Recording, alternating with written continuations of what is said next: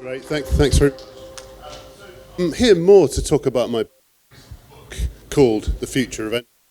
The app title sings it's about the future of energy, which I actually wrote before I joined Ember. So let me just sort of outline what the book's all about. And I think it's totally germane to what's being discussed at COP29 over the road.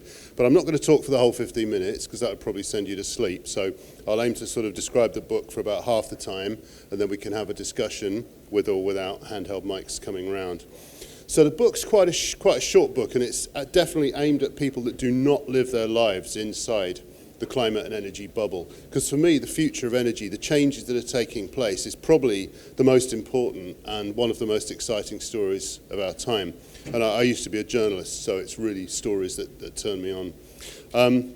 The book was described by one Australian, Simon Holmes à Court, as a double shot of optimism and an antidote to climate despair. And I was very glad he said that, because exactly that's the kind of thing that I was aiming for. So let me take you through what the book's about. What I argue is that the transition from fossil fuels to clean energy is inevitable, and it's already underway at a pace that many people don't appreciate. And because most of the clean technologies that are going to be important follow an exponential growth trajectory, often the incumbents don't notice the threat that's coming their way to their established business models. So the reason why I think it's inevitable isn't down to a global desire to tackle climate change. And I think that's a bit of a shame. I've been following this issue now for 25 years, and it's kind of constantly amazing that humanity is not kind of collectively smart enough to organise ourselves and get together to stave off this massive looming threat. But that does seem to be the case. The main advantage of clean energy now lies in economics. It's basically cheaper than the fossil fuel alternatives. There are other advantages as well. So I lay out in the book a future energy system that's based basically on 5 key technologies, and that's kind of pretty much all we need. So you've got wind and solar that will do most of the generating.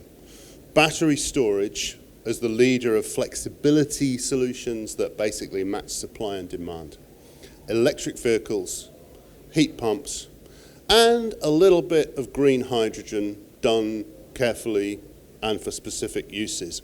Those five key technologies, you can replace pretty much every situation in which we now use fossil fuels, almost everything. Can't possibly do aviation, that's going to be difficult. There are some industrial processes that we can't yet do with it, and it doesn't touch emissions from agriculture and land use change. But it gets us about 75% of the way to net zero. And that, I think, is really important. Now, the most important figure in the whole thing, understanding the thesis, is a guy you've probably never heard of, a guy called Theodore Wright. Who's heard of Theodore Wright? No. Very few people had. I hadn't until about 5 years ago. Theodore Wright was an aircraft engineer back in the 1920s. He was working for an American company called Curtiss Aeroplanes. He doesn't sound like the life and soul of the party, because as a hobby, he began keeping very careful records of the economics of aircraft production. So how much each aircraft cost to produce and how that cost changed when you made more of them and things like this. And he derived a very important law, which has become known as Wright's law, unsurprisingly. So he found that if you doubled the size of a production run, the costs would come down. If you then doubled it again, the costs would come down by the same amount. You double it again, the costs come down by the same amount, just like that. And here's the really cool thing. So he published all this in a paper, in a scientific paper, and he made the speculation that this would have a circular effect, because as you produce more, the price comes down, therefore more people want to buy them, therefore people invest more in production, you make more, the price comes down, there's greater demand, kind of thing. That was his hypothesis. Well, here's the really cool thing, is that since that time, in the 1920s when he was working, academics have studied this, and they found that it doesn't only apply to airplanes, it applies to any good that is manufactured in factories under kind of free market conditions where there are no security concerns and innovation can just get on with what innovation does best. And they found that this Wright's law applies to washing machines, mobile phones, cars, all kinds of things. So now you look at the world of energy and you ask yourself, what technologies does Wright's law apply to and which doesn't it apply to? It doesn't apply to nuclear reactors because they're big things made on site, usually in a bespoke manner. It doesn't apply to hydropower dams because they're largely civil engineering and they're made in place and each one's different. It doesn't apply to fossil fuel energy because the main cost of fossil fuel energy is the fossil fuels. But it does apply to solar panels made in factories by companies all around the world. It applies to batteries. It applies to wind turbines. It applies to heat pumps, which are very like refrigerators, and so on and so forth. So from this, you can derive the theory that economically, the future of energy should be all about these clean energy devices. And when we look out in the real world, this is exactly what we see. So the price of solar panels and batteries came down by 85% in a single decade. The price of wind turbines came down by 55% in a single decade. Both of these in the most recent IPCC assessment. The price of hydropower, geothermal, nuclear is going up slightly. And the price of fossil fuel energy just varies all over the place, apparently at random, but actually not at random because the price of oil and gas is largely set by the production cartel. So that's the economics advantage. Now, I'm thinking about time here, and there's an awful lot that I could get through. So that's why I think it's inevitable. The speed of the transition, however, is not inevitable because there are quite a lot of forces from various directions that are seeking to slow it down for various reasons that range from a desire to keep more fossil fuel money to simply incumbent thinking.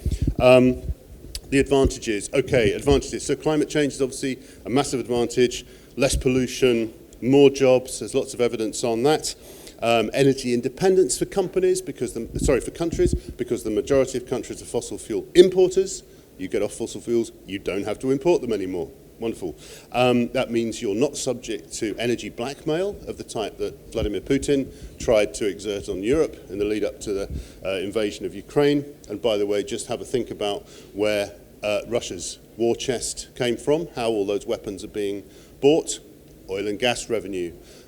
Logically, a world without fossil fuel energy should be a more peaceful world, and there's other statistics that back that up. Petrostates, i.e. states that derive a lot of income from oil and gas, tend to spend higher on weaponry and things than other states, for example.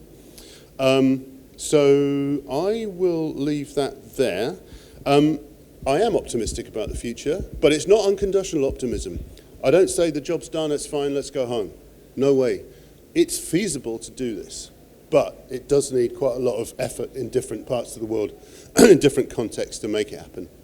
All right, so that's the basic thesis. I'd love to hear your challenges, your comments, your questions. I believe we have a microphone coming around, so please pitch right in. If there's no questions and comments, yes, please, just hang off the mic to come on. That's great. Yeah, so do you think that the full transition to ecological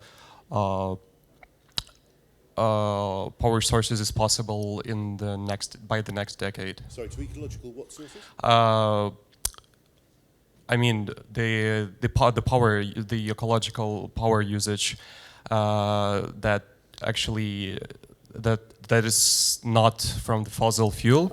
In the next decade? Yeah. No, I think like next 2 or 3 decades. Next 2 or 3 decades, yeah. 100%. Absolutely. I'm aware of no serious piece of research that concludes it can't be done. Different countries will, of course, go at different speeds than others due to different factors. They're richer, they have more natural resources, whatever it may be. But can everybody get there? Yes, 100%. Yeah.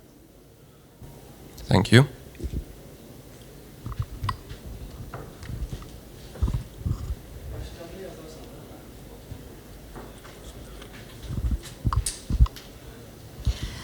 Hello, thank you so much for your presentation. It was amazing.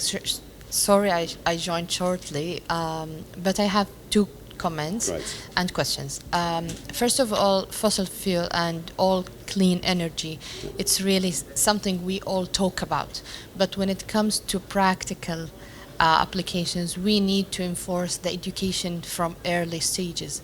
So I think, for example, if we took the gaming was not exist like 20 or 30 years ago. Yeah. But because it's easy, because it's in our phones, kids, they have direct touch with phones and all the devices. Yes. So they learned about it, they become fan of it, and now it's a course or courses in universities and international universities. To that extent, in 30 years, something exists from nothing to Yeah. domination. Yeah.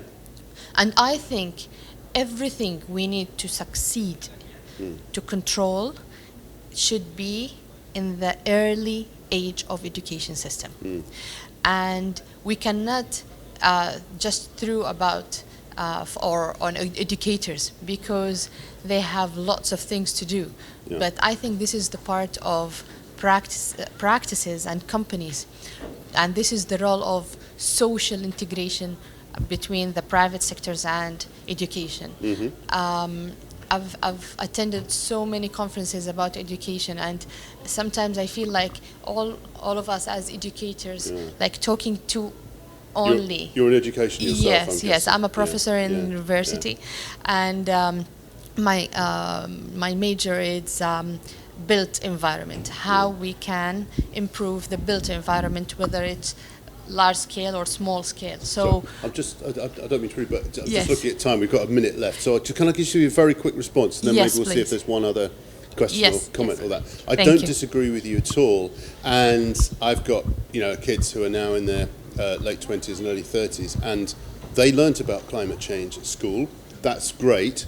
They didn't learn about rights law, and I've come across so many economists who've never heard of this. They'll pontificate about the economics of energy, but they don't know that this law exists. They don't know that you get exponential growth, you get S-curves, as they're called, of technology adoption. And this, to me, seems like a complete flaw in economics education.